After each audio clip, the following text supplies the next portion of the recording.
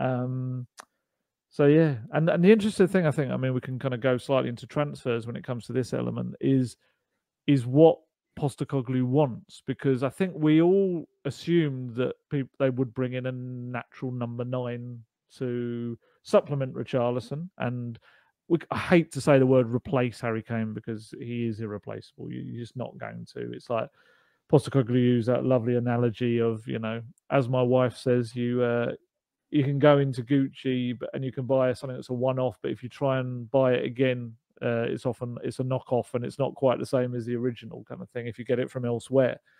And that's the case. But I actually thought one of his quotes from Friday in one of the separate sections was quite interesting. It's whether you want to read it as a bit of a bluff to not put prices up in the transfer market, but I don't think that helps, because as soon as you go to a club wanting a striker, they're naturally going to put it up because they know you just got 100 million rising to 120 million for Harry Kane. But this is what Postecoglou said. We're not going to be out there tomorrow looking for a number 9 to replace Harry. That's not the strategy that's already in place. What we're looking to do is make sure we have a stronger team, a stronger squad to play the football we want and develop over the next period of time. So that, for me, doesn't exactly scream we're going to sign a big number 9 to come in and play that role. And obviously, we saw Italy immediately. There were reports out there about Romelu Lukaku, who I don't think you could get a less fitting striker for the Postecoglou system that requires constant running and pressing up front. And yeah, Spurs very quickly kind of distanced themselves from any such a move. I get the impression that maybe that's a little battle between a couple of Italian clubs trying to outpsych each other as they're trying to go for Lukaku from Chelsea. And convincing the other one that there's someone else there. So, you got to make your move.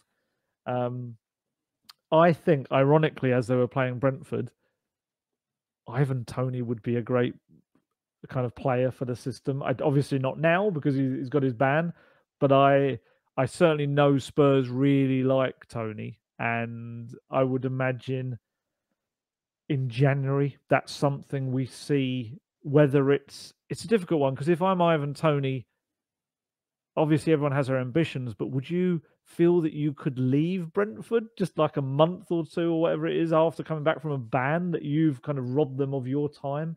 I don't know whether that would be as achievable or not, but then I certainly think he would fit the system perfectly with his movement and his ability in front of goal.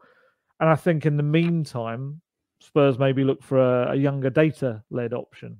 Someone like Gift Orban, we know they really like, 21-year-old prolific Ghent striker who obviously, excuse me, it sounded like I was crying about Gift Orban there. It was just my throat going. Obviously, we see his numbers and we see the YouTube highlights, and he's an incredible talent. I think there's a lot of people in Belgium that think, okay, he's maybe not ready to be a constant regular starter in Premier League yet. He's very young and very raw. But certainly, I think Gift Orban fits the mold of, you could start to bring him in and around the team and he would put a lot of pressure on Richarlison. He's not a natural number 9, but he is someone that will play through the middle but can also play out wide or as a support striker. But certainly his goal record suggests a real finisher, I think, and that would be a classic Spurs move of tying up a striker that I think within a year or two will be someone that all of Europe will desperately want.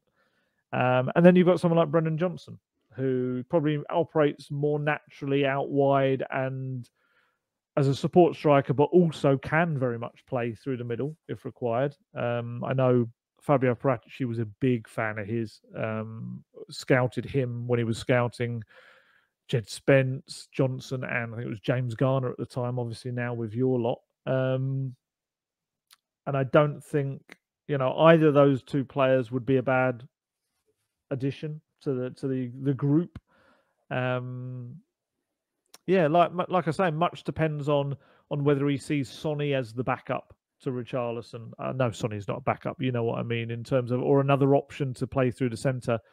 Personally, I think Gift Orban would be very exciting.